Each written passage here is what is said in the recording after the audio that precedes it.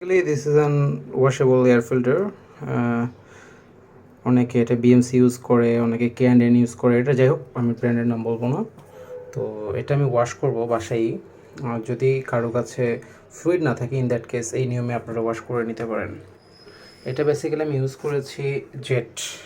এটা একটু ক্ষার কম, এই কারণে এটা আমি আরেকটু দিয়ে দিব। আপনারা চেষ্টা করবেন একটু থিক করার জিনিসটা। এইভাবে এমন একটা পাত্র নেবেন যেন আপনারা এটা ডুবাইতে পারেন। This will work best. মোটামুটি ভালো মতো গুলিয়ে নেবেন যেন ভিতরে এক্সট্রা কিছু না থাকে, বেশি একটা হালকা থাকবেই। এটা আসলে পসিবল না পুরোটা মিক্স করা, বা আসলে এত ধৈর্যও থাকে না। সো এটা জাস্ট যে পাশটা ময়লা, বেসিক্যালি এই পাশটা ময়লা হয়, মানে এটা আউটসাইডে থাকে অ্যান্ড এটা ইনসাইড একটু ক্লিন। সো ইনসাইডটা আমরা উপরেই রাখবো। আস্তে করে ডুবিয়ে দিব।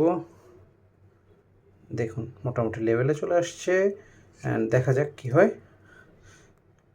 অলরেডি অনেকটা ময়লা ছেড়ে দিছে, you guys can see.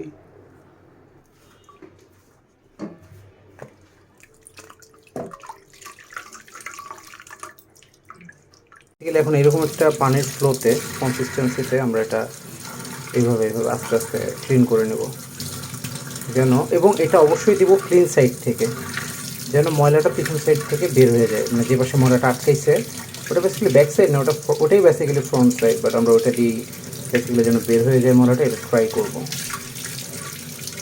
আশা করি বের হয়ে যাবে। আমরা দেখতেছি অনেকটা ক্লিন হয়েছে, অনেক।